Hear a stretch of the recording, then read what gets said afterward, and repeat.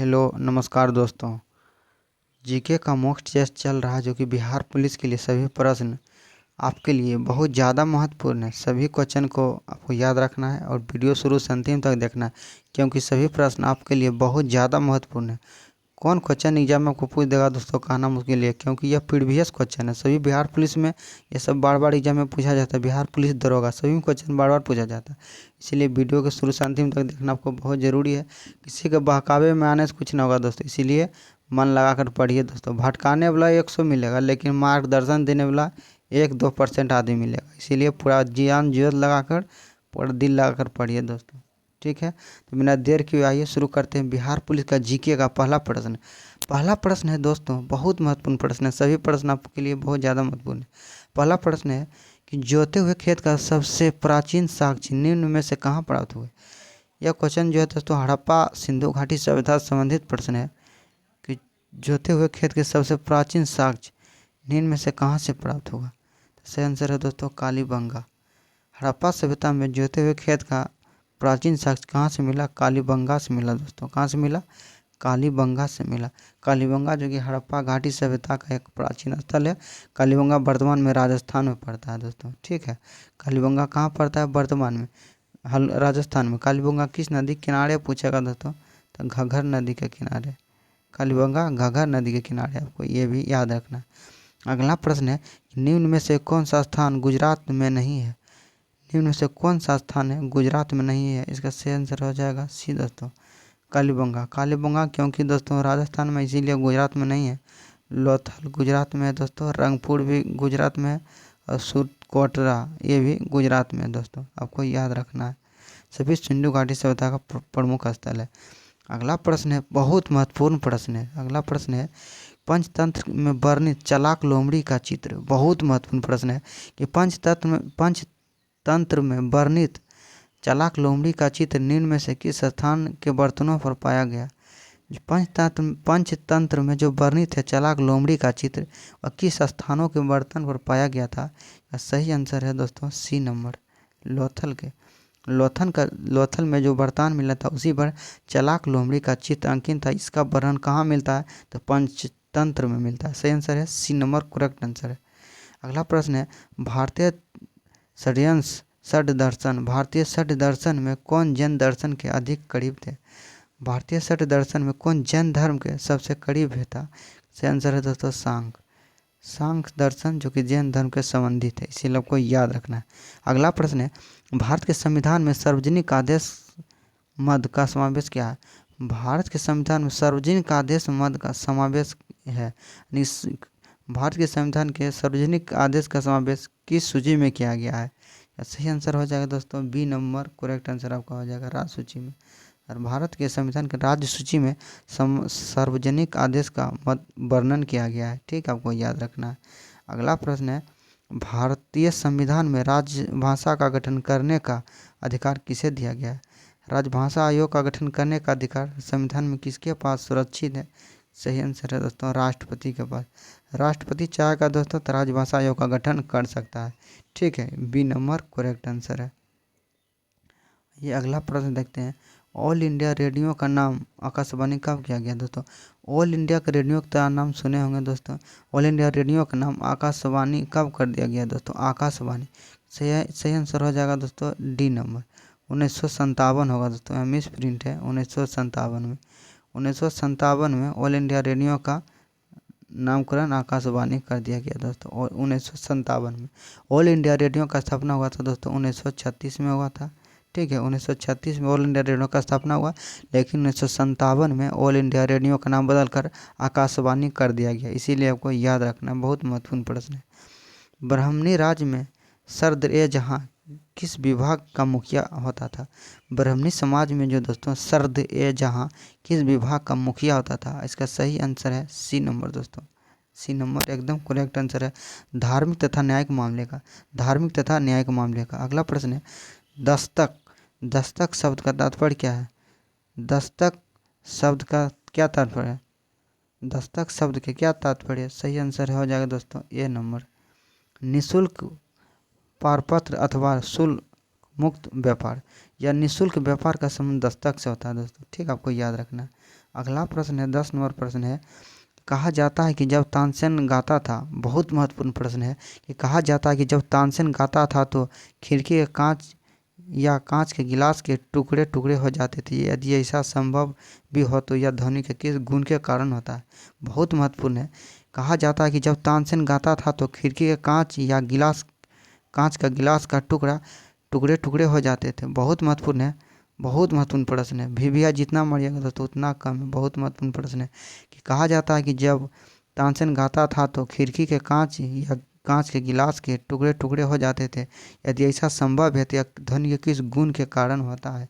सही आंसर हो जाएगा दोस्तों सी नंबर, अनुनाद के कारण।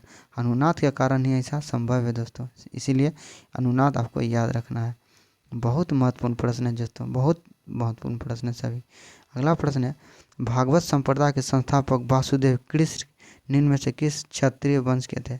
वासुदेव संप्रदाय के संस्थापक वासुदेव कृष्ण किस क्षत्रिय वंश से संबंधित थे? वासुदेव जो थे दोस्तों किस वंश से संबंधित थे? इसका सही आंसर है सातवत वंश से। सातवत वंश से संबंधित थे वासुदेव। अगला क्वेश्चन देखना है, बिंदुसार की मृत्यु के समय अशोक किस राज का वायसराय था? यानी कि दोस्तों बिंदुसार जब जिंदा था दोस्तों उस समय अशोक जो थे दोस्तों कहाँ के राज्यपाल या वायसराय थे? सही आंसर है उज्जैन दोस्तों, क्योंकि बिंदुसार अशोक बिंदुसार का पुत्र था दोस्तों। बिंदुसार जो अशोक का पिता था, इसीलिए जब बिंदुसार शासन कर रहा था, राज कर रहा था, उस समय अशोक को तक्षशिला का राज्यपाल बनाया गया था या वायसराय बनाया गया था। सही आंसर है उज्जैन। अगला प्रश्न, यदि गतिज ऊर्जा की गति आधी कर दी जाए तो उस पिंड की गतिज ऊर्जा क्या हो जाएगा? यदि गतिज पिंड की गति आधी कर दी जाए तो उस पिंड की गतिज ऊर्जा क्या हो जाएगा? सही आंसर हो जाएगा दोस्तों सी नंबर 4 गुनी। यदि गतिज ऊर्जा की गति आधी कर दी जाए तो गतिज पिंड की गति क्या होगा? 4 गुनी हो जाएगी। गतिज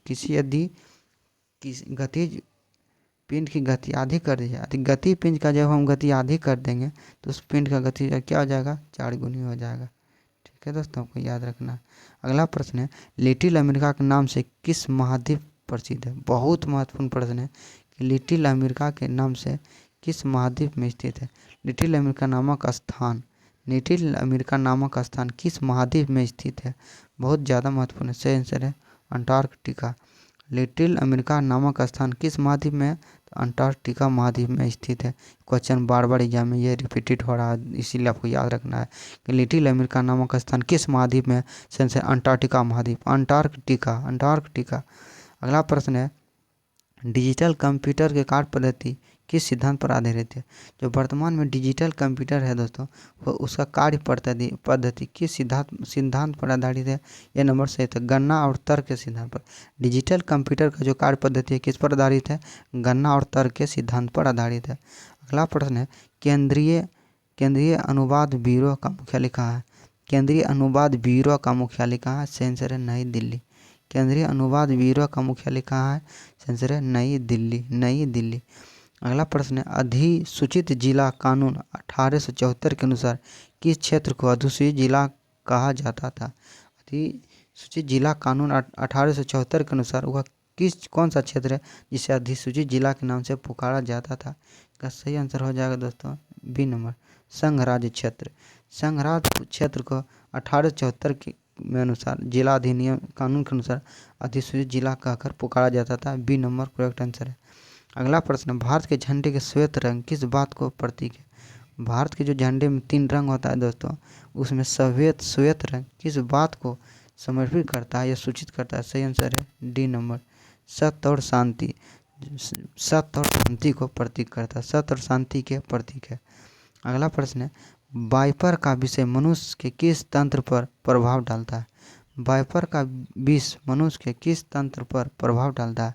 वाइपर का जो विष है दोस्तों मनुष्य के किस तंत्र पर प्रभाव डालता है? सही आंसर हो जाएगा दोस्तों ए नंबर, परिसंचरण तंत्र पर। वाइपर का विष मनुष्य के किस तंत्र पर प्रभाव डालता है? सही आंसर है परिसंचरण तंत्र पर, परिसंचरण तंत्र। अगला प्रश्न, अंतरिक्ष यात्री को उपग्रह में समय ज्ञात करने के लिए प्रयोग करनी चाहिए। अंतरिक्ष यात्री को उपग्रह में समय ज्ञात करने के लिए किस घड़ी का प्रयोग किया जाना चाहिए? इसका सही आंसर है दोस्तों बी नंबर स्प्रिंग घड़ी। अंतरिक्ष यात्री को उपग्रह में समय ज्ञात करने के लिए किस का प्रयोग किया जाना चाहिए? क्या इस घड़ी का प्रयोग किया जाना चाहिए? सही आंसर है स्प्रिंग घड़ी। अंतरिक्ष यात्री को उपग्रह में समय ज्ञात करने के लिए किसका प्रयोग किया जाना चाहिए या किस घड़ी का प्रयोग किया जाना चाहिए? सही आंसर है दोस्तों स्प्रिंग घड़ी। स्प्रिंग घड़ी आपको याद रखना है। अगला प्रश्न है कि रंगीन टेलीविजन में निम्न से कौन सा रंग समूह है? तो प्राथमिक रंग होता है रंगीन टीवी में दोस्तों, प्राथमिक रंग होता है। इसी के बारे में पूछा गया है कि रंगीन टीवी में कौन सा रंग समूह होता है? इसका सही आंसर हो जाएगा दोस्तों बी नंबर लाल नीला हरा। लाल नीला हरा, ठीक है दोस्तों, आपको याद रखना है। अगला प्रश्न है समुद्र जल में निम्न में से कौन सा लवण सबसे अधिक पाया जाता है? समुद्र का जो जल है दोस्तों उसमें सबसे अधिक लवण कौन सा पाया जाता है? सही आंसर हो जाएगा दोस्तों बी नंबर सोडियम क्लोराइड। समुद्र के जल से सबसे अधिक मात्रा में नमक बनाया जाता है, नमक लवण पाया जाता है। ये लवण पूछ रहा है इसीलिए आपका सही आंसर हो जाएगा दोस्तों सोडियम क्लोराइड। समुद्र के जल में सबसे अधिक कौन सा लवण पाया जाता है? सही आंसर है सोडियम क्लोराइड। Sodium chloride. अगला प्रश्न आइए देखते हैं। अगला प्रश्न है कि वायुयान के टायरों में निम्न में से किस गैस का प्रयोग किया जाता है? वायुयान का जो टायर होता है दोस्तों उसमें किस गैस का प्रयोग किया जाता है? इसका सही आंसर हो जाएगा दोस्तों हीलियम। हीलियम का प्रयोग किया जाता है। वायुयान के टायर में किस गैस का प्रयोग किया जाता है? तो हीलियम गैस का प्रयोग किया जाता है। आपको याद रखना है कि वायुयान के टायरों में हीलियम गैस का प्रयोग किया जाता है। अगला प्रश्न है कि कपूर किस विधि से शुद्ध किया जाता है? कपूर का नाम सुने होंगे दोस्तों। कपूर किस विधि द्वारा शुद्ध किया जाता है? सही आंसर है ऊर्ध्वापातन विधि द्वारा। ये नंबर करेक्ट आंसर है। कपूर किस विधि द्वारा शुद्ध किया जाता है? तो ऊर्ध्वापातन विधि, ऊर्ध्वपातन विधि द्वारा। अगला प्रश्न है दोस्तों बहुत महत्वपूर्ण प्रश्न है कि रबड़ के संश्लेषण में निम्न में से किसका प्रयोग किया जाता है? रबड़ के संश्लेषण में निम्न में से किसका प्रयोग किया जाता है? सही आंसर है ए नंबर आइसोप्रीन का। आइसोप्रीन का रबड़ के संश्लेषण के लिए आइसोप्रीन का प्रयोग किया जाता है। ठीक है दोस्तों, आपको याद रखना है। अगला प्रश्न ये देखते हैं कि निम्न में से कौन एक इनपुट डिवाइस नहीं है? वह कौन सा है जो कि इनपुट डिवाइस नहीं है? इनपुट डिवाइस नहीं है। निम्न में से वह कौन सा है जो इनपुट डिवाइस नहीं है? तो mouse, mouse pad. Mouse pad input device नहीं है दोस्तों। ठीक है, mouse input, keyboard input device है, टच पैड स्क्रीन डिवाइस, लेकिन माउस पैड इनपुट डिवाइस नहीं है। आइए अगला प्रश्न देखते हैं। समान ग्रीष्मकालीन तापमान वाले स्थानों को मिलाने वाली रेखा को क्या कहते हैं? बहुत ज़्यादा महत्वपूर्ण से महत्वपूर्ण क्वेश्चन है। समान ग्रीष्मकालीन तापमान वाले स्थानों को मिलाने वाली रेखा को क्या कहते हैं? समान ग्रीष्मकालीन तापमान वाले स्थानों को मिलाने वाली रेखा को क्या कहा जाता है? सही आंसर है B number isotherm. Isotherm, isotherm उस स्थान को कहते हैं दोस्तों जहां समान ग्रीष्मकालीन समान तापमान वाले स्थानों को मिलाने वाली एक काल्पनिक रेखा होता है, उसे ही आइसोथर्म कहा जाता है। आइसोथर्म। आइए अगला क्वेश्चन देखते हैं। इबादत खाने की स्थापना किसने की था? इबादत खाने की स्थापना किसने किया था? इबादत खाने की स्थापना किसने किया था? इसका सही आंसर हो जाएगा दोस्तों इबादत खाने की स्थापना किसने किया था? आंसर है बी नंबर अकबर द्वारा। अकबर द्वारा दोस्तों इबादत खाने का स्थापना किया गया था। इबादत खाने का स्थापना कब किया गया दोस्तों?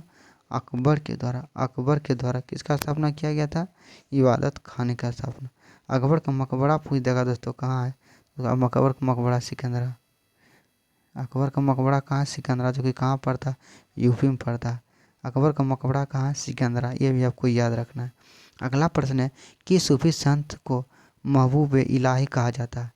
किस सूफी संत, वह कौन सा सूफी संत था जिसे महबूब इलाही के नाम से पुकारा जाता था?